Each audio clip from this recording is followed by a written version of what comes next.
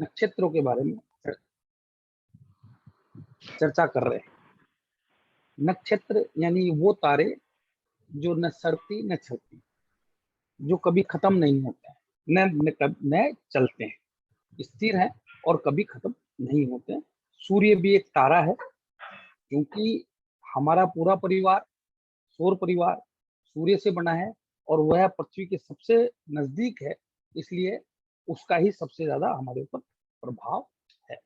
ब्रह्मांड में ऐसे अनंत तारे हैं जो सूर्य से हजारों गुना ज्यादा शक्ति रखते हैं। उनका अपना परिवार होगा, उनके उस सूर्य के चारों तरफ उनका परिवार परिक्रमण करता होगा।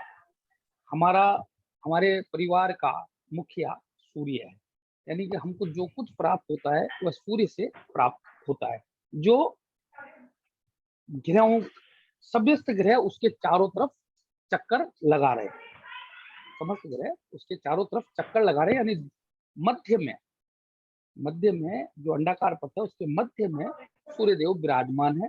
और मैंने जैसे आपको बताया कि पार्श्व में तारे हैं और इन बिटवीन ग्रह घूमते हैं।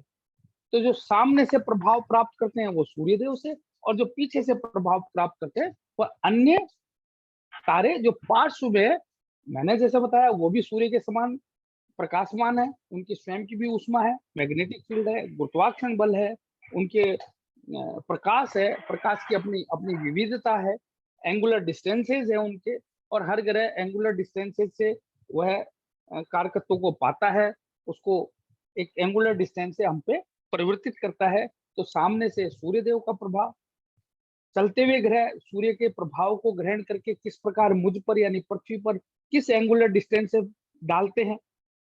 यानी कि मेरा जो राशि चक्र है वही मेरा वचक्र है, और वही बताता है कि हर ग्रह एंगुलर डिस्टेंस पे जाकर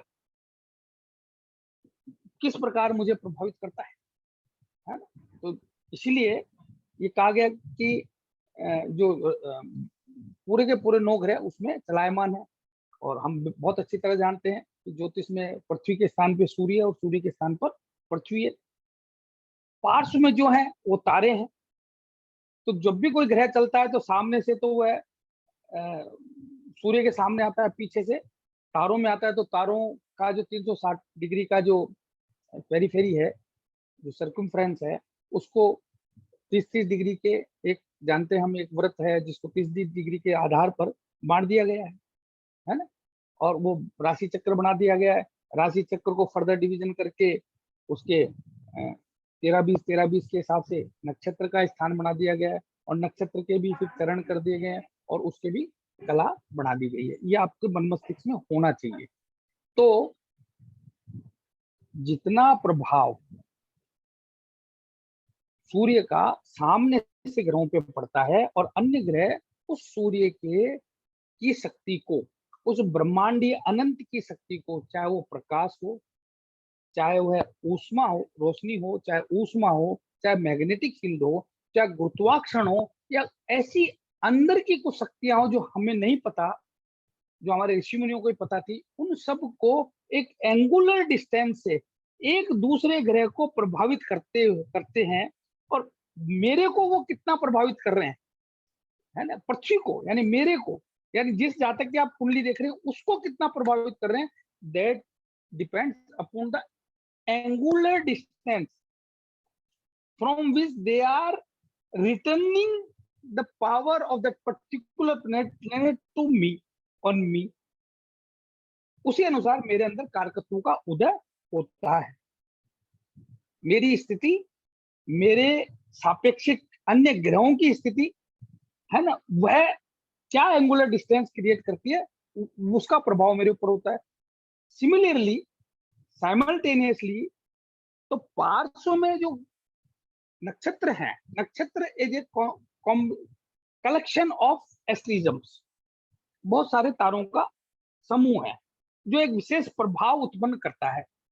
हमारे ऋषियों ने उस प्रभाव को पाया और उस प्रभाव को केंद्रीकृत किया, उसको नामित किया, है ना, उसको एक चिन्ह दिया, उसकी प्रकृति, उसके कारकत्व के आधार पर। है ना, उसको अन्य सिग्निफिकेंसेस दिए जो मैं चॉइस रूप में आपके सामने रख रहा हूं, है ना। तो हम जब पढ़ते हैं तो हमारे मन में क्या भ्रम रहता है कि सूर्य देव का जो प्रभाव है उसके आधार पर हम वो पास के ग्रहों का हम विश्लेषण कर लेते हैं, है ना, और नक्षत्रों पे इतना नहीं जाते। अब आप सोचिए कि नक्षत्र जो हैं वो सूर्य के प्रकाश को भी वापस रिफ्लेक्ट करते हैं। अब कौन सा नक्षत्र कितना उसको रिफ्लेक्ट करेगा, किस एंगुलर डिस्टेंस से करेगा, साथ ही वह स्वयं के भी करेगा, है ना, और उन दोनों को ग्रह अपने अंदर समाहित करके अपने सिग्निफिकेंसेस उसमें डालकर उसको वापस रिटर्न करेंगे, है ना। वह प्रभावों का पूरा गणना पूरी एस्ट्रोनॉमी में एंगुलर डिस्टेंसेस से जो ये एनर्जीज हैं, जो शक्तियां हैं, जो विलक्षण ताकत है या अद्भुत दिव्य अल्टीमेट अनडिस्क्राइबेबल जो पूरे अनंत को चला रही है, वह गुप्त स्ट्रेंथ शक्ति वो कैसे कैसे परावर्तित होकर हम मेरे ऊपर आएगी और कैसे उत्पन्न करेगी, उसका संपूर्ण विवेचन आदमी तभी कर सकता है जब वह नक्षत्रों का विश्लेषण अच्छी तरह आत्मसात कर ले। जब वह उसको आत्मसात कर लेगा, उसको मनन मंथन करेगा, सारे डिस्टेंसेस के अनुसार जो कोणीय प्रभाव पड़ रहा है उनको जब वो निर्धारित करेगा, तो यहाँ हमारे ऋषियों ने क्या किया कि इस बारीकी को समझना हर आदमी के बस की बात है। तो उन्होंने क्या किया कि राशि को फर्दर डिवाइड कर दिया नक्षत्र में 13-20 में, नक्षत्र को भी फर्दर डिवाइड कर दिया 3-20 में चरण में, उसको और फर्दर डिवाइड कर दिया कला में। तो जो जिसमें जितनी सामर्थ्य, अगर मेरी सामर्थ्य राशि तक है तो मैं राशि से निकाल लूं तो मैं उस अनुमान में पहुंच जाऊंगा। मैंने और प्रिसाइज जाना चाहता हूं तो मैं नक्षत्र को मैं चला जाऊं, और प्रिसाइज जाना चाहता हूं तो मैं चरण में चला जाऊं, और मैं और प्रिसाइज जाना चाहता हूं तो मैं कला में चला जाऊं। तो जितना मैं प्रिसाइज होना चाहता हूं उतना मैं जा सकता हूं। और देखिए कितने भाग्यवान हम, ये सब गणनाएं ऋषियों ने करके उसका मूल हमारे सामने रख दिया। हमको वो डिस्टेंसेस कोण लगा के नापने नहीं है ना, हमको नापने नहीं। अगर ऐसा हो जाए तो बहुत ही बढ़िया हो जाए, हमको पक्का पका है। तो इसी क्रम को अब मैं इतना इसलिए बता रहा हूँ आपको कि देखिए जितना आप रिलेट करेंगे चीजों आपस में, राशि को, भाव को, कारक को, नक्षत्र को, नक्षत्रेश को, उनको आप रिलेट करेंगे, उनके डिस्टेंसेस को पकड़ेंगे, उनके एंगुलर इम्पैक्ट को पकड़ेंगे, तो आपको है ना परिणाम प्राप्त होता दिखाई दे। जैसे त्रिकोण, अब मैं त्रिकोण की बात करता हूं, 1-5-9 कोई भी त्रिकोण हो सकता है, 1-5-9 हो सकता है, 2-6-10 हो सकता है, 3-7-11 हो सकता है, 4-8-12 हो सकता है। तो उनके जो नक्षत्र है ना सेम आएंगे, उनके नक्षत्र सेम आएंगे, है ना। तो कहने का आशय क्या है कि वहां से जो एंगुलर इंपैक्ट है जो ग्रहों का पड़ेगा वही नक्षत्रों का भी पड़ेगा, है ना। तो वो और ज्यादा बलवान हो गया। मान लीजिए किसी व्यक्ति का मेष लगन है और सूर्य और गुरु, और उसके मंगल सूर्य गुरु कहीं 1-5-9 में संबंध करते हैं, है ना, इन्हीं में संबंध करते हैं, और जो नक्षत्र हैं उसके स्वामी भी कहीं उनसे संबंध करते हैं शुभ स्थानों पर बैठ के, तो वह कुंडली बलवान हो गई, है ना, शुभ हो गई। तो ये मैं आपको और आगे जब बात करेंगे तो एक एक कुंडली पे कैसे प्रभाव आएगा वो मैं आपको बताऊंगा। अभी मैं मोटा मोटी नक्षत्रों में आपको बता चुका कि कुछ जो उनके स्थायी कारकत्व हैं जो उनको दिए गए हैं वो मैं आपको पहले ही बता चुका कि कैसे उनको आपको डिसाइड करना है। उसके बाद मैं आपको ये समझाने का प्रयास कर रहा हूँ कि नक्षत्र के कारकत्व दरअसल में निकाले कैसे जाते हैं, कैसे उनका हम बिना ज्यादा पढ़े, क्योंकि पढ़ने जाएंगे जब तक देखिए आपके मन मस्तिष्क में दिमाग में चीजें नहीं चलेगी और स्वयं उत्पन्न नहीं होगी, आप रट के कभी ज्योतिषी नहीं बन सकते। स्वयं उत्पन्न होने लगेगी, जैसे अभी आप लोगों के बीच हो रही है। बहुत सारे आप लोग ऐसी बातें कहते हो जो वास्तव में मेरा दिल कुछ गदगद हो जाता है। जैसे कई बार बात होती है सबसे, तो वो जो बात कहते हैं ना तो मेरा दिल खुश हो जाता है। हाँ यार, अब ये है ना, अब इनके जो कारकत्व है ना वो रटे हुए नहीं है, वो दिमाग से आ रहे हैं, वो इनके खुद के मनन चिंतन से आ रहे हैं। और वह मेरे को सबसे आनंद, सबसे बड़ा आनंद उसमें आता है। ये नहीं कि फलानी किताब के फलाने पेज में ये लिखा हुआ है मैं तो उसको मानूंगा, नहीं, ये ज्योतिष हो ही नहीं सकता। लिखा है सही है, बिल्कुल सही।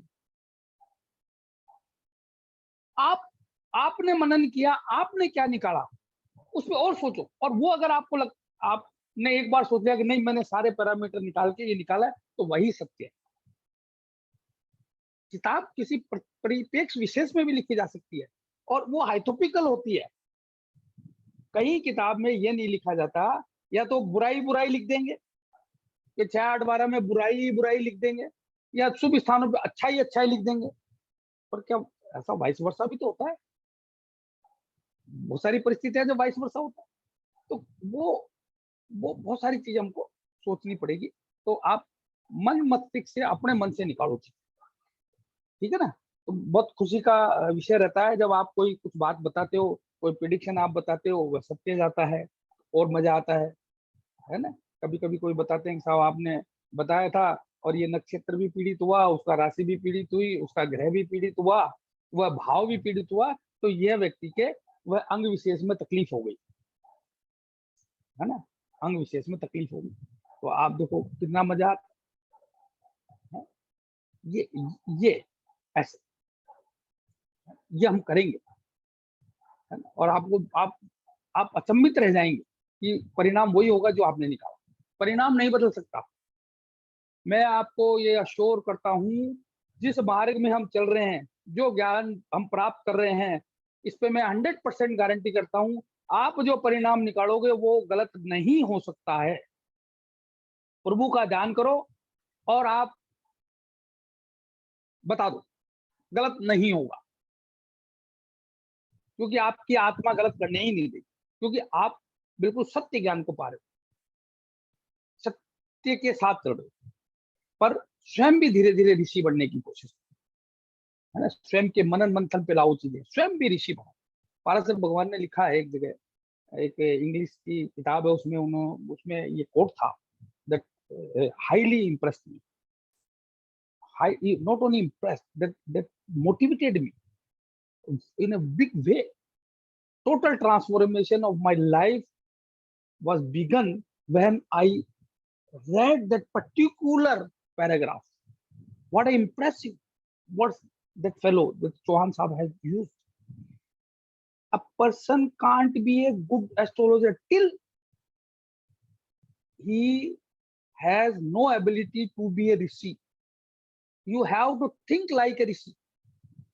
You have to think like a rishi. You have to believe like a rishi. You have to behave like a rishi. You have to predict like a rishi. You might have thought that you are the blessed person. You have been chosen by the God to deliver this transcendental knowledge.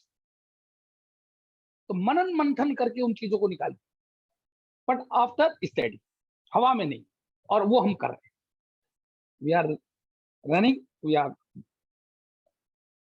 On the right path, और हम achieve करेंगे, I assure you.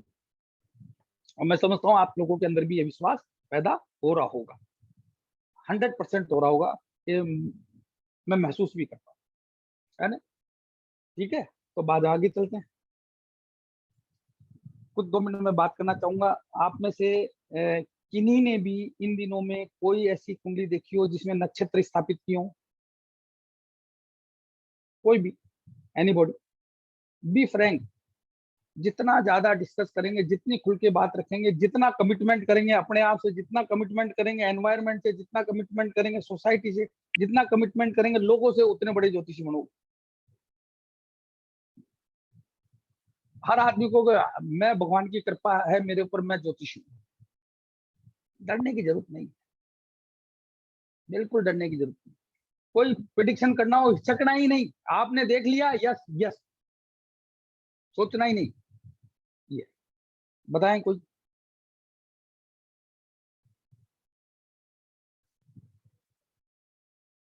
Hello, hello, आवाज आ रही है? Hello,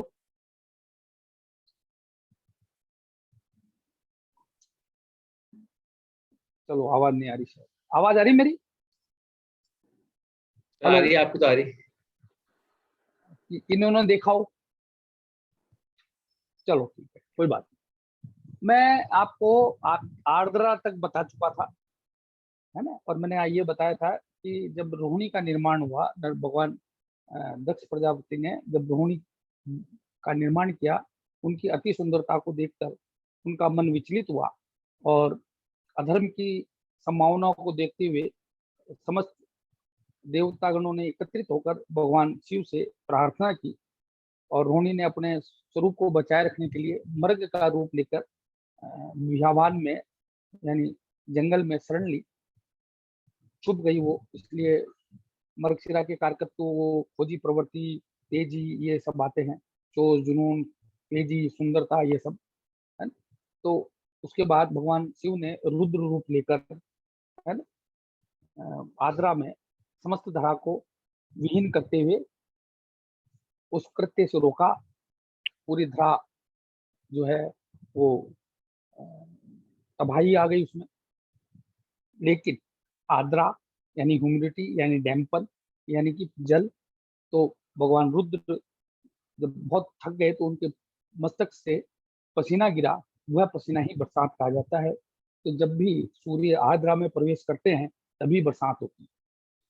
तो जब आप सप्तनाड़ी चक्र पढ़ोगे, या मौसम विभाग मेदिनी ज्योतिष में मौसम का पढ़ोगे, तो जो वर्षा की घोषणा की जाती है वो है सूर्य जब आद्रा में प्रवेश करता है तब होती है, जो जून के महीने में, 22 जून के महीने के आसपास, 22 तारीख जून का महीने के आसपास होता है ना। तो उसके आधार पर होती है। तो फिर वापिस पुनर्निर्माण शुरू हुआ। तो वो पुनर्निर्माण किसमें हुआ? सातवां पुनर्वसु। पुनर् यानी पुनः, वसु यानी बसाना। पुनर्वसु, redevelop, recreate, replenish, rejuvenate, redevelop, recreate, है ना, रिवाइवल। दरअसल में इसका सही इंग्लिश अर्थ है रिवाइवल, पुनः स्थापना। जो चीजें डिस्क्यूज हो गई थी, डिस्ट्रक्ट हो गई थी, छुप गई थी, ब्रह्मांड में खो गई थी, उन सबका रिवाइवल, पुनरुत्थान, पुनः स्थापना, अपने आप को अपने आप को जीवित करना, वापस उदयमान करना, शक्तिमान होना, गेटिंग द एनर्जीज। तो पुनर्वसु नक्षत्र बहुत एक शानदार नक्षत्र है, जिसमें क्या क्रिएटिविटी रहती है, आदमी बहुत क्रिएटिव होता है।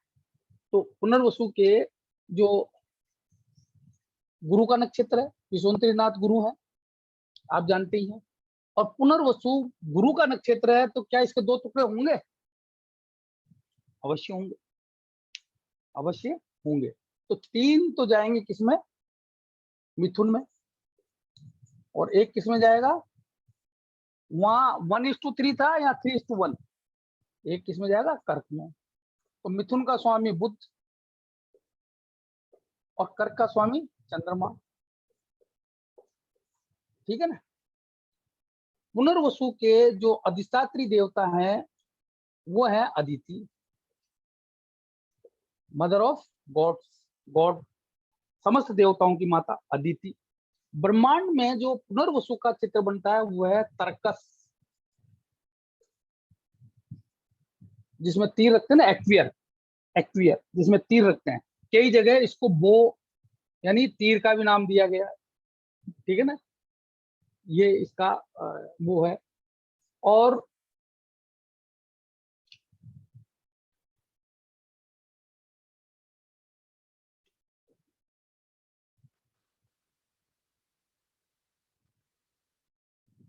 बाकी मैंने जैसे पुनर्वसु है तो ये चर नक्षत्र है ना। सातवां नक्षत्र है तो ये तिर्यक मुखी है। फिर आप पुनर्वसु है तो देवगण है। गुरु का नक्षत्र है तो सतोगुणी है, ठीक है ना। कब परवर्ती होगा, ऐसे वो बाकी सब चीजें मैं आपको बता चुका हूँ, है ना। वो उनको आपको याद रखना है। और इसमें अंग जो आते हैं वो मैं अभी आपको बताता हूँ। इसमें अंग जो आता है वो हमारी अंगुलियां आती है ना। जो हमारी अंगुलियां हैं वो अंग के रूप में आती हैं, अंगुली, ठीक है ना। और इसमें जो पुनर्वसु में है बांस का पेड़ लगाया जाता है, बांस का पेड़ लगाया जाता है। शरीर का अंग अंगुली हो गया, ये बराबर के हिसाब से है ना।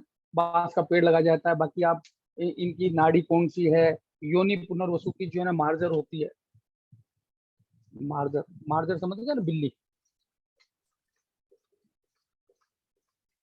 बिल्ली होती है तो योनि मार्जर हो गई। बाकी सब आप इनका पुनर्वसु का रंग सफेद बताया गया है, रंग सफेद होता है। ये बाकी सब चीजें आपको पाया आप जानी जाओगे कि भाई मृगशिरा के बाद जो है चांदी का पाया रहता है स्वाति तक, जो मैं आपको बता चुका हूँ, है ना। पाया कौन सा होता है, तत्व, तत्व कौन सा तत्व होगा, जल तत्व। पृथ्वी, पृथ्वी का जल। देखिए हमारे शास्त्रों में अग्नि, पृथ्वी, वायु, जल और आकाश, इसका क्रम कैसे है। सबसे पहले जरूरत होती है पृथ्वी की। किसी भी बीज के अंकुरण के लिए, किसी भी चीज के पैदा होने के लिए पृथ्वी चाहिए, है ना। तो इसलिए हर जगह पृथ्वी को पहले लिया जाता है। जैसे मंत्र जाप में जब भी हम शुरू करते हैं तो ये मेरी अंगुली पृथ्वी है, ये जो मेरी अनामिका है ये पृथ्वी है। तो मंत्र में इसके सेकंड पोर से शुरू करता हूँ, यहाँ से पृथ्वी, यानी यानी मैंने यहाँ पे बीज बोया, यहाँ पे मैंने बीज बोया। उसके बाद उसको किस चीज की जरूरत पड़ती है, जल की। तो पृथ्वी के बाद जल आएगा, और जल के बाद उसको किस चीज की तक जरूरत पड़ेगी, ऊष्मा की, रोशनी की, सूर्य की। तो फिर अग्नि आएगी। उसके बाद उसको बढ़ने के लिए क्या जगह चाहिए, वायु, एसेंशियल है ना, वायु, ताकत, वायु आएगी और लास्ट में आएगा आकाश। यही सीक्वेंस है, यही हमारे मंत्रोच्चार का भी सीक्वेंस है, यही हमारे मंत्रोच्चार का भी सीक्वेंस है, यही हमारी अंगुलियों का सीक्वेंस है ना, यही हमारे अंगुलियों का सीक्वेंस। तो जब भी हम यह करते हैं तो यहाँ से शुरू करते हैं। तो यहाँ हमने बीज बोया, बीज को ये पानी मिला, फिर वापिस वो पृथ्वी पे आया, फिर उसको ये वायु मिली, शनि पर्वत से वायु मिली, और ये फिर आकाश, ये तर्जनी आकाश यानी बृहस्पति, तर्जनी आकाश यानी बृहस्पति, समझ गए आप। ये मेरी पृथ्वी है। यहाँ से आधे से मैं शुरू कर रहा हूँ, यानी मैंने बीज बोया, एक दो, है ना। फिर यहाँ चारों पानी मिले इसको तो वो अंकुरित हुआ, वापिस पृथ्वी चाहिए, तो ये दो, फिर पृथ्वी मिली उसको। फिर उसके बाद उसको क्या चाहिए, वायु। तो मेरी जो मध्य में है वो वायु है, और मेरी तर्जनी जो क्या है, आकाश। इसलिए ये क्या है, बृहस्पति, इसलिए क्या है, बृहस्पति। तो सबसे शुभ उंगली कौन सी होती है, अनामिका, रिंग फिंगर। सबसे दूसरे नंबर की शुभ होती है मध्यमा। आप समझ रहे हो ना। देखिए ऋषियों, अरे कितना, हम कितने भाग्यवान, सब कुछ करके गए, कुछ नहीं करना हमको, सिर्फ चीजों को रिलेट करना सीखना है। सब कुछ करके गए, एक एक चीज को उन्होंने स्थापित करके दिया है। कितना बड़ा ज्ञान, और वो फ्री में मिल रहा है, बताओ, फ्री ऑफ कॉस्ट। इतना इतना दानवीर कौन हो सकता है? आप सोचो, हमारे ऋषियों से बड़ा दानवीर कौन हो सकता है? सर्वस्व फ्री में जीवन की पूरी कमाई मानव कल्याण के लिए छोड़ गए। किसने आजाद किया उसका नाम भी पता नहीं। कितना महान धर्म है सनातन धर्म, कितना महान। और धर्मों में जिन्होंने करा वो हर जगह अपने नाम को मैं ही वो हूँ, मेरी ही पूजा करो, मैं ही सब कुछ करूंगा, मैं ही हूँ, मैं ही दुनिया का सबसे बड़ा हूँ। और यहाँ उन्होंने अपना नाम ही नहीं दिया। सोचो आप, कितने ब्लेस्ड हम लोग हैं। तो चलो, वो लंबी बात हो गई। तो आपको मैंने इसलिए बताया, तो ये जल तत्व है, तो ये सब चीजें आपको पता है। और बाकी चीजें जैसे मैंने आपको बताया कि भाई ये क्या है, गणांत है कि नहीं है, बाकी सब आप अपने हिसाब से स्थापित करना। अब इसका पुनर्वसु के कारकत्वों को मैं निर्धारण करना चाहता हूँ। तो इसके नाम में ही बहुत सारी चीजें। फिर इसकी जो अधिष्ठात्री देवी है, अधिष्ठात्री तो जो देवता है वो है अदिति। कौन अदिति? जो मतलब यूनिवर्स की नर्सरर और नर्सिंग करने वाली है। पूरे यूनिवर्स को पैदा करने के बाद उसका पालन करने वाली अदिति है। उन्हीं ने सूर्य को उत्पन्न किया, द्वादश आदित्य को उन्होंने ही उत्पन्न किया। अदिति के पुत्र द्वादश आदित्य, सूर्य के 12 रूप, और उन 12 रूप से ही पूरी पृथ्वी बनी। उसमें जो भी जीव है वो उन्हीं से बना है।